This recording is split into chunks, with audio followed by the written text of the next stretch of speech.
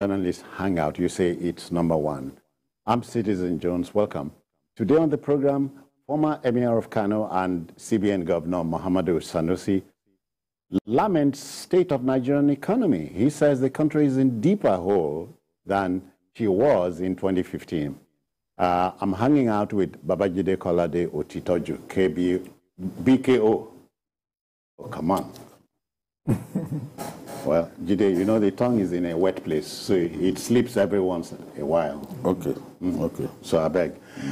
We have Lekon Shote. Look, Lekon, I've not seen Lekon in a long time. Happy survival to you. Yeah, a happy new month to you too. Okay, all right.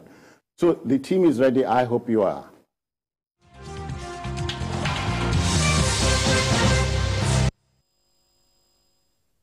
Okay, let's go. You know, profiling tends to punish people for the past actions of folks who look and sound like people that are suspects. Some people say it is proactive intelligence screening. Many others prefer to label it high alert detecting. Now, the news is that the Department of State Services, DSS, spent a great deal of time expectedly screening and documenting some 147 persons intercepted on a truck, open truck in the Bodija area of Ibadan, Oyo State capital.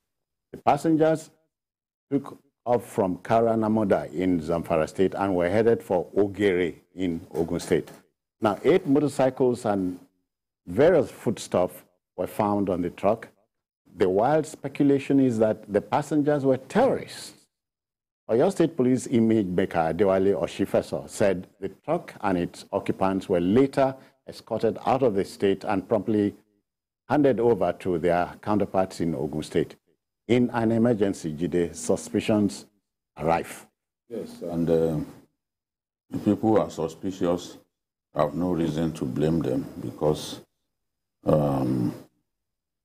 we've seen Amotekun in Ondo State board this kind of trucks with the intention of checking the content and discovering that indeed there were weapons stored somewhere in the trucks. Sometimes you see cutlasses, even then guns, hidden in trucks that were meant to convey foodstuff. Yeah. So you can't simply allow such trucks to go, especially when you see a huge number of people in the truck. Where are they going? The question has to be asked, especially now that we know that we've experienced some jailbreaks in the north. In Kogi State, we had jailbreak. In the Federal Capital Territory, Kuje, we had jailbreak. These people must be going somewhere. We were caught on a mission. Yes, we were caught napping by the influx of the Boko Haram terror group into the Federal Capital Territory and now the Northwest. Because even the kidnap of the students of Greenfield University in Kaduna was masterminded by the Shekau faction of Boko Haram. So things that we thought could never happen, we are now saying those things happen before our eyes. So in the light of this, it makes sense to check such vehicles, to profile the passengers in those trucks. Ask them the pertinent questions. Where are you going? You have cutlasses, you have all. Where are you going? Because it's not enough for people to simply say, oh, we are farmers, we are going somewhere. Yeah. Which piece of land has been given to you down south to go and farm? The truth is, the next frontier, in inverted commas, for the terrorists is the Southwest. Let's not deceive ourselves. The Americans always tell their people, they always come up with travel advisory, they always tell their people that the Southwest is the safest part of our country in terms of kidnapping and other things, the numbers are a lot lower in the southwest. Look at a state like Kogi. The last time we received, some statistics. Yeah. Kogi had 50 persons kidnapped, recorded over a very short period. The number of people kidnapped in the whole of the southwest was lesser than the number of people kidnapped in Kogi State. That's to tell you that the southwest is the safest geopolitical zone in our country. You know, some of the killings, some of the kidnapping and high-profile attacks on trains and the rest that we hear about other places, they are not happening here. The last major big attack, kidnap case that happened here was the kidnap of those students, those secondary school students that were taken to the riverine part of Ondo State before we eventually cracked that matter. Yes. You know, so that's talking about the Ikorodu. So that's a long time ago. Right now, they will feel that, look, the Southwest is Lagos as the commercial capital of our nation is the next place for them to go. They are certainly not going to go to the Southeast. The kind of things happening in the Southeast will discourage them. So this is the place that has to be protected. And I'm happy Amotekun in Ondo State, for example, is doing a good job because Ondo is the gateway. Because Ondo shares border with Kogi State. So from Kogi State, they can come into Ondo State to cause some damage. Yeah. So I'm happy that at least they are doing their best to profile these people, know who they are. Yeah. Look at your screen. You see from the footage, you see the people that were accosted. Yeah. The figure alone is gripping. Look at that. My attitude to this is in line with Babajide's, but I want to regionalize this argument. The last time I checked, I think DSS is a national agency. Yeah. How come? At least I have traveled by road from Mina to Zamfara State. I know how long it took me in terms of distance. That's a long while ago, not recently. Yeah, but I'm saying that it's a long haul. Stretch. And then as a matter of fact, even sometimes you have to, from Zamfara State, you have to enter into Sokoto State, into Kebbi State, into Niger State, before you keep coming down. How come the DSS in those states did not? So are we running two DSS agencies in this country that are vigilant in the south and they are not vigilant in the north? It's a relevant question, Leko.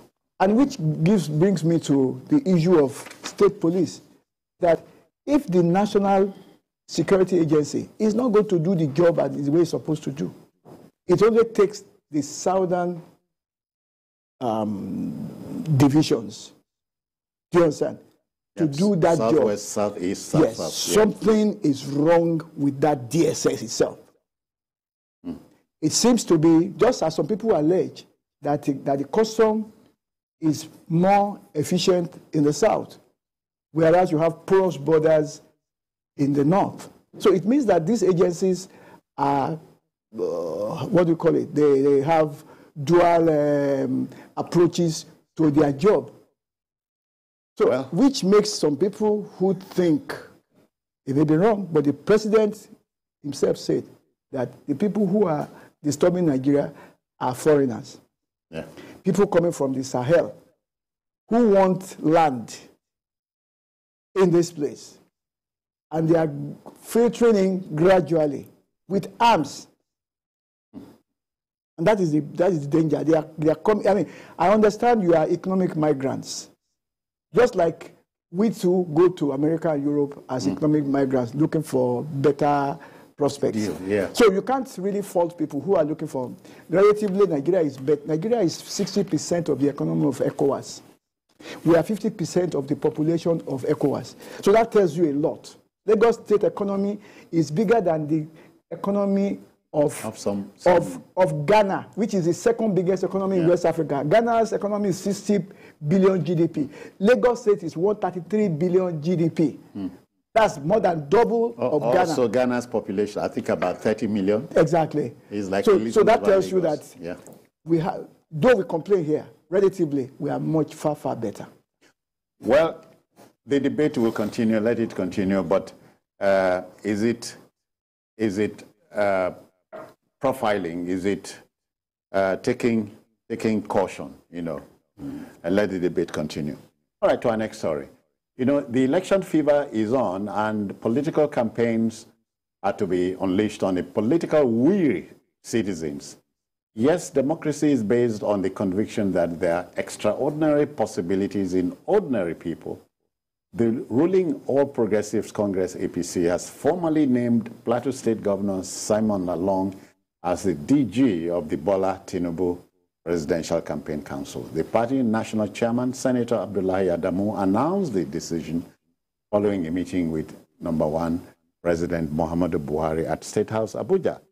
Minister of State for Labor, Festus Keyamo, is the spokesman of the campaign council.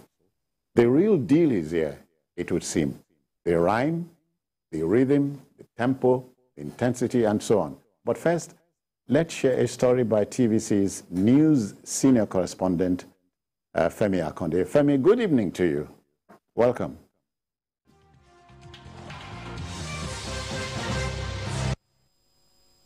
It is now common practice for the leadership of the All Progressives Congress to defer to the president on critical decisions and announcements within the party. This time they have come to tell President Buhari about the shape and form the presidential campaign will take ahead of next year's general election. The national chairman of the party, Senator Abdullahi Adamu, announced that the governor of Plateau State, Simon Lalong, is the Director General of the party's presidential campaign, saddled with the responsibility to lead the party to victory at the polls. The person who is going to be the DG, the Director General of the APC Presidential Campaign Organization, is His Excellency, seated by my left here, Governor Simon Lalong of Plateau State. We are happy with it. That is why you see the leadership cadre. And we are able to confirm to you that we've had the buy-in of Mr. President, the leader of the party. The leadership of the APC also puts to rest the controversy about the same-faith presidential ticket. They say the conversation should be about issues and not sentiments, and insists the combination of Asiwaju Tinubu and Kashim Shettima has sent jitters down the spine of the opposition. I'm not a Christian candidate. I was not nominated as a Christian candidate. The party said I've been nominated because of my ability. You understand? My ability, I'm governor of Plateau. I didn't say I'm governor of Christians in Plateau. Asiwaju Bola Ahmed Tinubu has a track record of excellence. If you keep on swapping to throw stones at every dog that barks, you will not reach your destination. We will not threaten insult and lies and mischief. We have established track record of excellence. Let our opponents show what they have done in their respective states. Ladies and gentlemen, let's discuss issues. This party is well structured. I am sure will not disappoint you. The national chairman also doused claims that not everyone in the APC has lined up behind the Tinubu-Shettima presidential ticket. He says the APC remains the most favored to get majority votes at the polls. Every one of us has a duty inherent in his loyalty to the party to stand shoulder to shoulder with our candidate. Any result of that is sabotage, and we'll treat it as such. With just about 6 months until the general election, the APC and its presidential campaign team must work hard to show Nigerians what the Tinubu-Shettima ticket brings to the table in terms of ending insecurity, improving the country's economic fortunes, and the general well-being of citizens. Femi Akonde, TVC News, Abuja. Many thanks, Femi. Lekon, you know, it said that politics is the second oldest profession on the earth. You know about the first. And so when it comes like this, you are not surprised anything is possible. And elections belong to the people. But so you expect the APC to sweet sell itself to the voter. Yeah. It's a tall order? No. You just said it, that political parties are formed to advance advantages for themselves. So that what they are doing is nothing is wrong with that. Yeah. Now, I think right at this moment, what we need to look at are the personnel. It's concluded the presidential candidate as well as the running mate to satisfy the Constitution. You must have a running mate before you can run for president or governor in Nigeria. That's what the Constitution says. Now, how do you bring home the oyster? This is the calibration that we are now looking at. And I think that regardless, despite the submissions of Governor Lalong, there is no doubt that cognition has been taken of religion in this setting. I'm not a member of APC, but I can draw my conclusions that at least, because what I'm talking about this region is that I spoke with a northerner who is a Christian. And so I can hear more. I said, I really don't mind this Muslim ticket. And she now broke it down for me that the religion has been used as, if you like, that's not the exact word, but it's like a stigma. You know, it's one of the major fault lines. Thank you. So once you introduce yourself as a Christian in the North, you're already sidelined. The same way it was in the South. Once you say you are a Muslim, you remember the story of the British government. If you want to go to school and you're not a Christian, unless you agree to be a Christian in the colonial days. So that plays out. And I think they have tried to settle that with what they have done now. Yeah, the politics is here. However, the spokeswoman, the Hanatu, brilliant woman, and I read her submission online.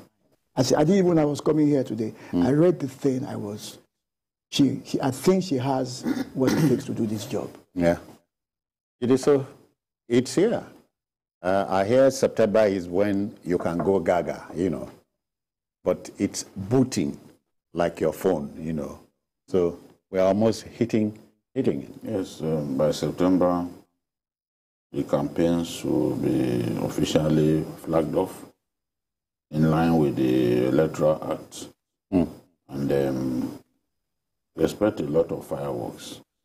There can be no doubt in the fact that the choice of Governor Lalong is a strategic one. The Christians in the North, a good number of them are pained by the fact that Asiwaju didn't pick one of their own as his running vice presidential. His running mate. As I've said repeatedly, the decision is for the candidate to take. And in taking such a decision, the candidate is guided by his desire to win. He thinks that the decision that he has taken will best lead him to victory. I know this is an emotive issue. People will ask the question, you are a Christian, why are you not attacking someone for a decision that he took on his own? If he loses the election, the greater chunk of the blame and the pain and anguish of losing goes to him. Yeah. Goes to the man who made the choice. So our people, a lot of them are getting themselves worked up honestly over decisions that politicians make. If you made a Muslim your running mate, yeah, you have to think of one way to also make the Christians happy. And one of the things that he has done is to pick the chairman of the Northern Governors Forum in the APC as the man to lead the campaign. This is the only Christian governor from Northern Nigeria from the APC. From the APC, this is the only Christian governor. As we sit here? Yes, it's the only Christian governor. Because look at a state like Taraba, Taraba is PDP. From the APC, Lalong is the only Christian governor from the APC. And it will help the candidate to have someone like him lead his campaign, talk to his fellow Christians, and get them to realize that the party has not sidelined them. There are going to be other positions to share as we go on.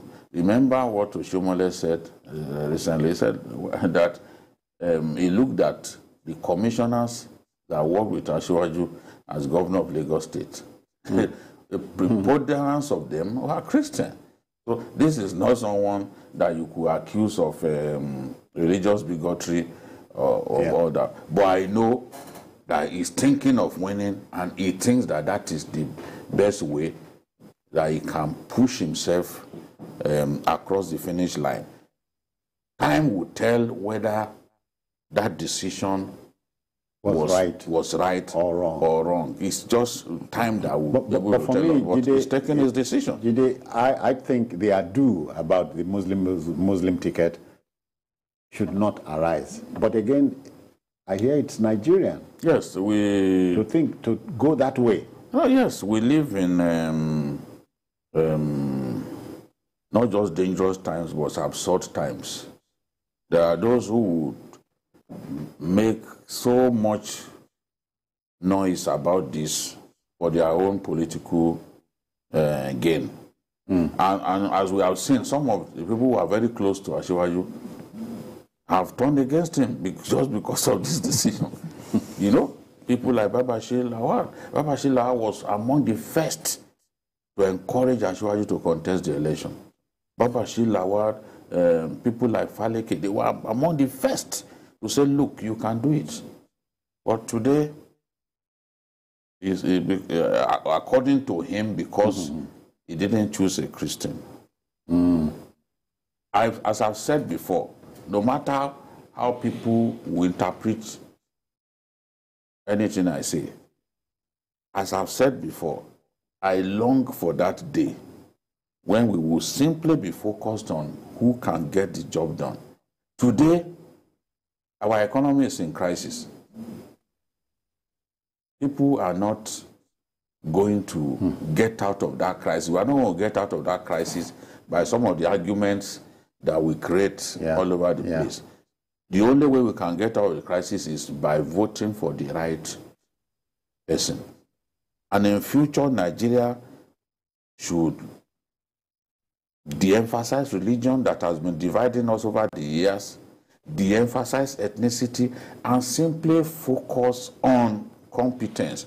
You know, in sports, when Amushan won that hurdles title, nobody was talking about where she came from. Everyone was happy. Yes, it's done Nigeria proud. It's honored our country. In football, you see a preponderance of Igbo boys representing our country. We are happy with them. It is when it comes to politics that we start. Everybody remembers your DNA. Where did they born that boy? Where was he born? This and that. And you know, in the past, you know, you and I have talked about this before when we had Way and Gawan. Yeah, both Christians. And nobody was talking about that. When we had a Jakonde and a Jafojo, both Muslim. It really didn't matter. Okay, as always, our job is to help mold opinion and then take it to another level. Let the debate continue. We are done with that story, but we'll go on a break now. Stay with us, don't go.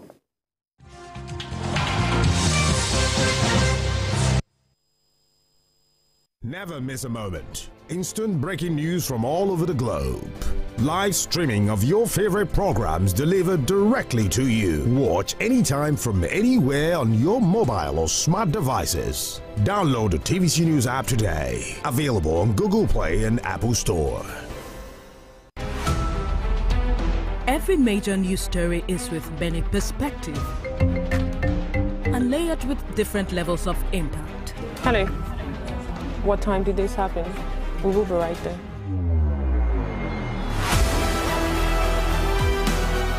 At TVC News, we follow the big and major news, gathering the facts, witnessing the outcome. I am here live at the aftermath of the approval of the new national minimum wage. The TV station of the year, not just for breaking news, but for being first, fair and accurate.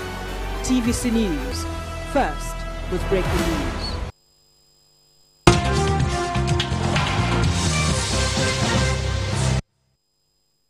All right, folks, to our next story. You know, the dictum in politics that there is no permanent friendship or enmity, but permanent interest, seems to hold true for the opposition People's Democratic Party, PDP family. The frosty relationship between the presidential flag bearer and former Vice President Atiku Abubakar and Rivers State Governor Nyesom Wike seems headed for a resolution, or so it seems to us. Now, the two arrowheads of the party came face-to-face in a long-awaited meeting at the Abuja residence of Professor Jerry Ghana, a member of the Board of Trustees of the PDP. The tacit agreement is to sink their differences within 7 days.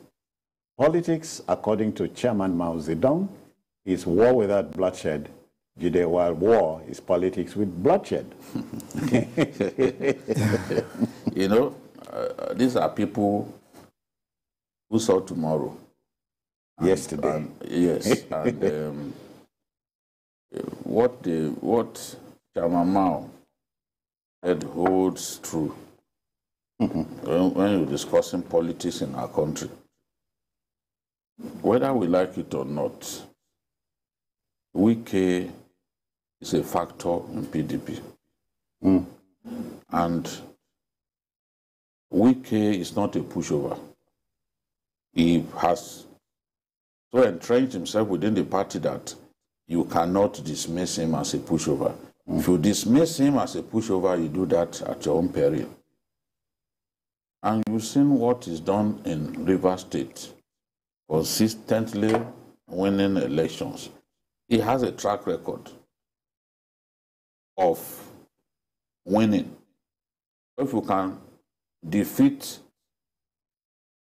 Rotimi Amechi 2015, 2019, no matter how it happened, then you are not an underdog. You are not someone to toy with. And the resources are at his disposal.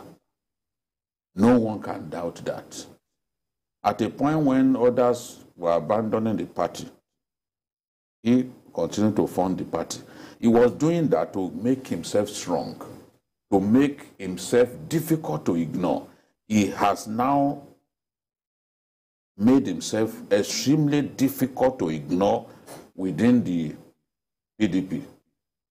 The primaries that were conducted before the presidential primaries in the PDP were dominated by elements loyal and funded by Nyesom Wike, up to even Kogi State. Yes. Yes, he got involved.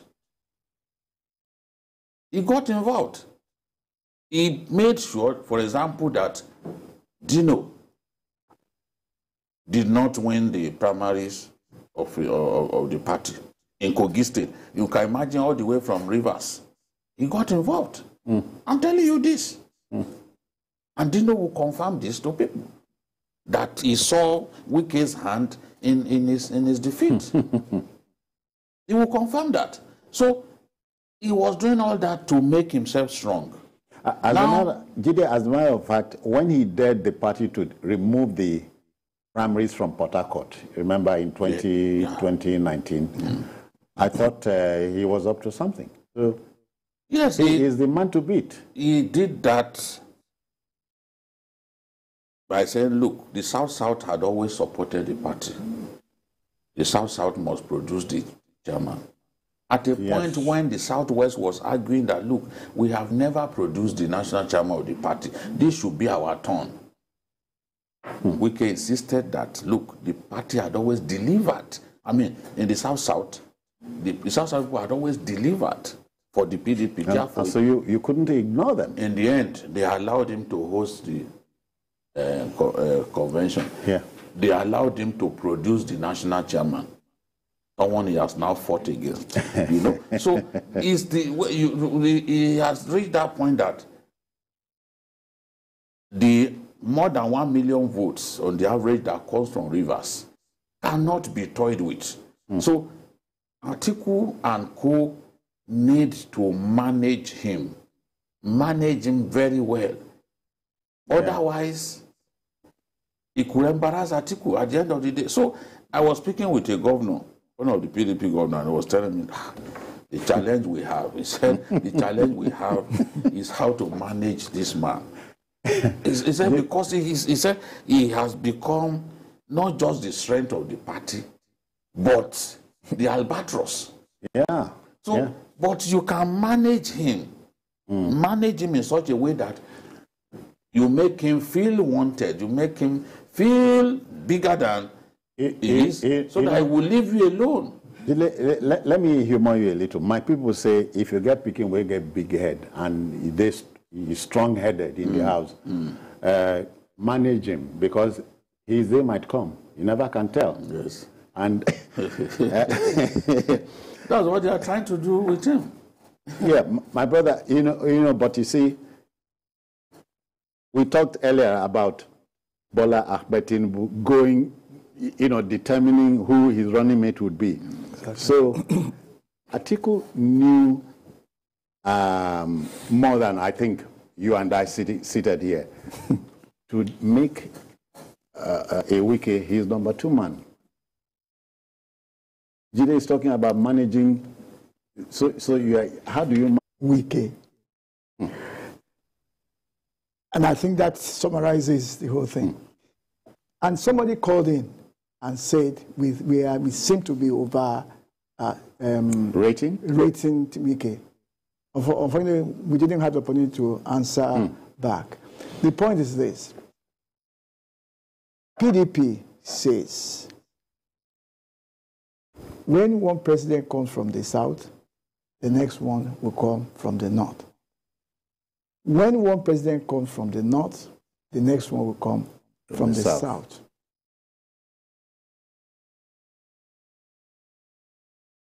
Rather than do that, the PDP has picked a president from the north. Now, the chairman of the party is from the north. Chairman BOT is from the north. What I'm trying to tell you is this. Chairman, PDP Governors Forum. Governors Forum. From the north. From the north.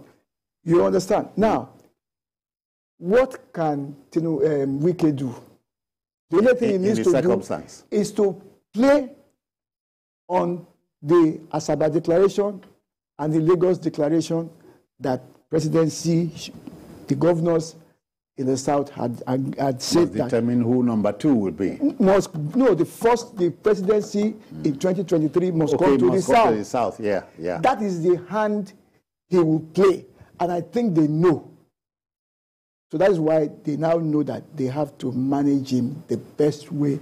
It's like a bull in a China shop. Yeah. If you don't manage him very well, you are looking for serious trouble. If you factor this thing in, the man says, I'm not quitting the party So this question of enemy within is worse. You remember when the enemy came with 4 columns of soldiers to invade Madrid in Spain in the 1930s. The people of the city were in support. So that was how the phrase came, the 5th columnist. That is the enemy within. Yeah. That is even worse than those who are outside. No, don't forget that a few weeks back, when the APC governors and some other leaders went to visit Wike, I said on this program that Wike will not quit the PDP because he will have looked at it, looked at the situation. He wants to install a governor that will succeed him. He has chosen the Accountant General of Rivers State to succeed him. If he decided to join the APC, he will be obligated to then support the candidate of the APC. The candidate of the APC is arch rival. Arch rival, what's his name? Amechi's candidate, or Amechi's boy, as the case may be. Where will his interest be? So the worst he can do is, if this matter stays unresolved, he can stay within the party and hurt the chances of Atiku, while ensuring that his own candidate is successfully installed as the next governor of the state, Rivers State. So there's nothing like defecting to the APC. He will remain there, steer a PDP to victory so that his own candidate can be the next governor, while deciding on his own what he would do during the presidential election. Don't forget, all of these things will be about his personal interests. Yes, that's the point that I'm making. His personal interest. At the end of the day, if he decided to join the APC, he would submit his personal interest to the enemy, and would be obligated to then back the candidate that Amechi presents. But where do you think this other thing came from?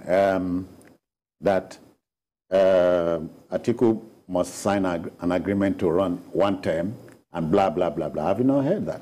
Yes, because some time ago, Atiku actually made a promise that he would do 1 term.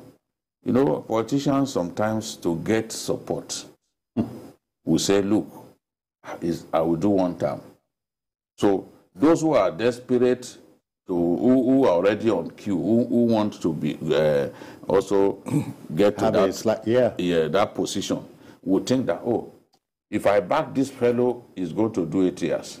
But somebody has promised to do those 4 years. Let me back the one who promised to do 4 years. The APC, some leaders of the APC were in that kind of situation with Buhari.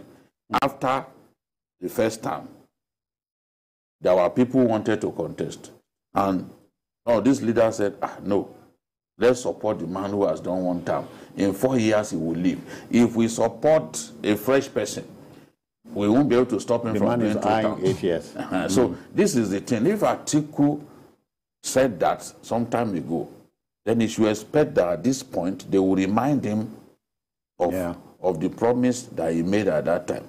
You know, so this is the thing. That way, this thing will come back quickly to the south.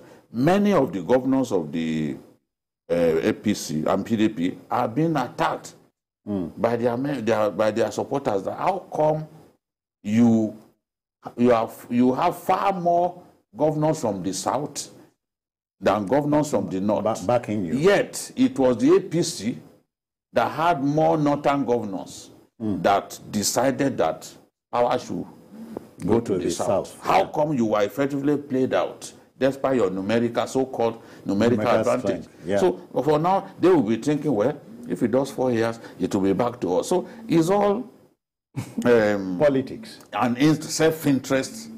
That's what we are seeing. And nothing more. And they also are asking for the party chairman to go. Yes, there was something the party chairman did that must have angered them. When he described Tambua as the hero of the convention. Somebody decided to step down to favor Atiku. Yeah. And the next day, you are hailing him. You are making him. Maybe you didn't know it was being recorded. Then you are now making him. You are calling him the Wizkid of the exercise. How can Wike hear that and be happy?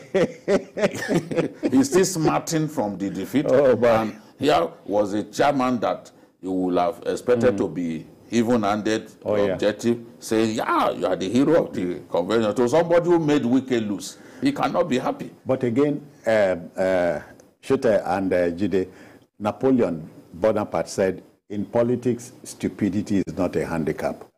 So maybe well, they know how these things. Boris Johnson proved that. Okay, then we'll go to our next story. You know, in his 8 calendar years in power, former self-styled military president, retired General Ibrahim Babangida, wondered aloud how the Nigerian economy was able to withstand the huge flogging it took from those at the helm in his time. Many years after, the Nigerian economy appears to have more than 9 lives and exists in a world beyond our control. Former Emir of Kano and Governor of the Central Bank of Nigeria, Muhammadu Sanusi, an economist himself, screams that our economy is about to collapse. Speaking at a colloquium to mark his 60th birthday in Kaduna, the former Emir revealed that the country has stagnated in 40 years. He lampooned successive leaders for the perilous state, and of course, the North had remained an arrested environment following years of neglect and bad governance. Shute, do we require brute sanity to arrest the situation? I think Mario Puzo says, the man who wrote A Godfather, he said, don't get mad, it's get even. In other words, use your head to correct whatever it is, wherever you find yourself. We need to explain something to our viewers. The Nigerian economy is not in Nigeria. I will explain to you. What is running Nigeria's economy is multinationals and the IOCs. That is what is running. IOCs meaning? International oil companies. Okay. And the multinationals. Check. The companies that are doing well have foreign backing in Nigeria. Do you understand? I think I was listening to Babangida yesterday. In the OPEC countries, Nigeria is the only country that does not produce its own petroleum products. The only one of the 13 that imports. What is running Nigeria's economy is proceeds, essentially, from the oil industry, which becomes revenue to government or tax paid to government, which then becomes money that you pay to salaries at the end of the month or what you pay to contractors. Either that or the loan, the foreign loan that we get. That is what is running the economy. You understand? That is why more than 90% of Nigeria's manufacturing goods, products, is produced in Lagos State and Ogun State because of closeness to the ports. I'm trying to describe what we are looking at. Nigeria's economy is not really working. It hasn't really worked. It's getting worse now because oil is not even doing well. And then we are not only importing more now, we are having problems finding the cash to finance our imports. I'm sure you have heard that our ECA, excess crude account is now $356,000. From billions of dollars. Exactly. So we are at a crisis point. Let's talk about December 2020. 2015. Exchange rate was 192 naira. Now, somebody was sent me a funny thing. He said, look, it's going to be 775 or 795 on the black market. Interest rate, you know, if you take a loan now, how are you going to pay it? Do you understand? Exchange rate is terrible. Interest rate is also terrible. The GDP that was rebased, and they told us it was more than $500 billion. They are telling me that it's about $423 billion now. Now, how would you know that it's worse? It's because even the Naira is weaker now. That means we're actually doing worse. Apart from the nominal figures, because of the inflation, it is even worse. Do you understand? I think Emir Sanusi has not even described the full extent of the problem we are in. We are in serious, serious problem. And look, now, bread, yesterday, 2 days ago, they went to buy bread in the house. What we used to buy, as at early this year, 500 naira, it jumped to 550, it became 600, it became 650. Yesterday, they told me it's 700 naira. I say, wow. And then we are complaining in your part of town. Yeah. In my part of town, it is now 900. Okay. And then now we are waiting for wheat. That the first shipment of wheat was moved on Monday from Ukraine. Whereas there are 13 states in northern Nigeria that grow wheat. Nobody has decided that we should begin to think seriously about it. And you know what? Planting season for wheat starts in December. We still have some 3-4 months to plant. Nobody is discussing that. So the economy is not moving. And then, of course, insecurity will chase any farmer from the farm. Yes. Yeah. Jide, let me go a little biblical, if it does not hurt you in any way. In his parable of the talents, Jesus the Christ said, they will take from those who no get, give those who get, so that the poor will be poorer, the rich richer. The man standing on the sidelines will wonder, what is the Savior saying? If it makes sense to you. Yeah, if we release money to buy vehicles for Nigeria Republic, that means that prophecy has come to pass already. That biblical prophecy has come to pass. People can understand why that is happening at this time. The other day we gave money to Afghanistan.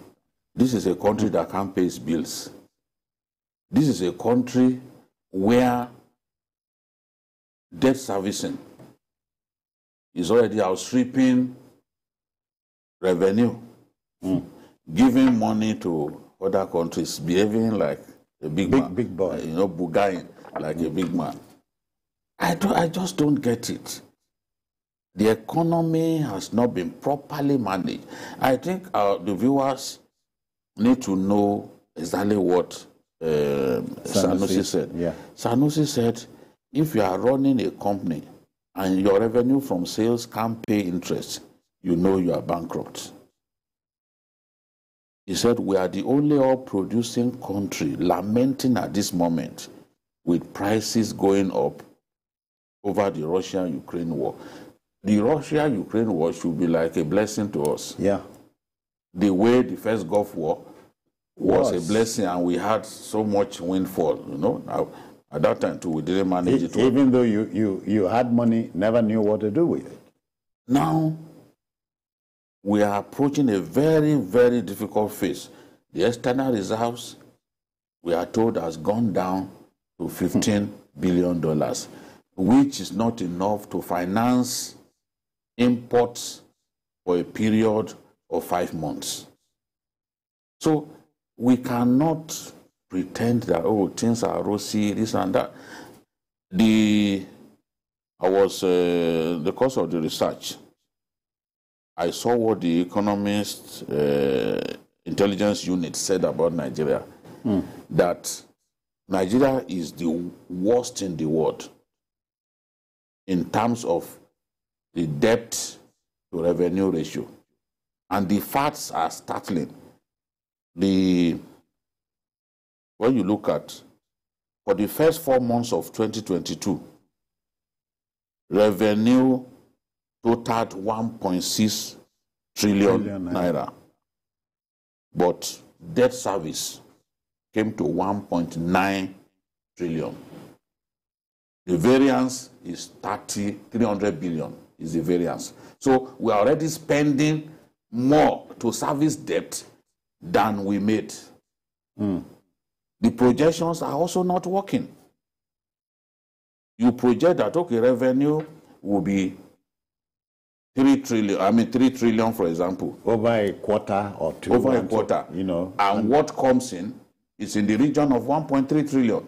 So what do we do? That is a very dangerous sign. The finance minister is already warning that, look, we have to do something seriously, quickly. And you know, Sanusi said that there's no sense of urgency on the part of the government. It was one of the points that I made, that there's no sense of urgency. But here is the Minister of Finance saying that we need to take urgent steps to address the situation in which our gas and oil revenue projection, which stood at 3.12 trillion, whereas we were only able to do 1.23 trillion. I mean, we're in trouble. You know, economics 101, as they say, tells me that if you are not a producing country, obviously you will be in penury. Well, not necessarily. Former CBA, well, we must doing something. Japan doesn't have an ounce of iron, and it produces some of the best ships in the world. Yeah, but it's producing. We are not. No, just a minute. The former CBN governor talks about his north, which is our collective north. Yeah. Neglect over time. Yeah. And this is not yesterday. So speaking to governance at that point becomes taboo. Well, you know, he was pushed out of office for no, you are telling me I don't know. for talking too much. You see, somebody, a former commissioner for, I think, works in Kano State, I believe, gave a wonderful analysis of Nigeria's economy. He says South-South is oil and gas. Let's help them to grow it and develop it well to the advantage of everybody. He says Southeast is more about technology. The Southwest is more about commerce and manufacturing. And now says the North is the entire North is agriculture. Yes. So what we need to do to engage, because I think that's where you are going at, is that we grow agro-allied industry in the North to catch up. So, sorry. To add value to whatever is produced in the North. The other day, we were shown the rice pyramid. You know, it brought some joy. I'm not fooled by the rice pyramid. Oh, okay. I'm not fooled at all. Can you spell the food? Leave the rice matter. Okay, I'm not go there. But I saw the rice. Rice, yeah. I saw that one. That one, just leave it as it is. I don't leave them. I've left it. The truth really is that, okay, when we shut the borders, it was meant to stimulate rice production and other things. But the prices continue to go up. As long as the price of the imported rice remains cheaper than the one produced locally, you are not going to discourage smuggling and all that. So the rice, how can we be buying local rice for as much as 35,000 naira in some parts of our country? I hear we must go, but finally, on a happy note, Lekon, at the Commonwealth Games, we have bagged 5 gold, and it's coming from women. I think that's... Well, our women are doing well. We must thank our women. Our men should brace up. Should brace up. Oh, okay. So that's it for our show this evening, and of course, If you missed this edition, join us at 11 later tonight for a late edition, and on Sunday for a 2-hour bumper episode from 1:30. We are also on YouTube at youtube.com/TVC News Nigeria. I'm Citizen Jones Hussein. Bye-bye now. Take care.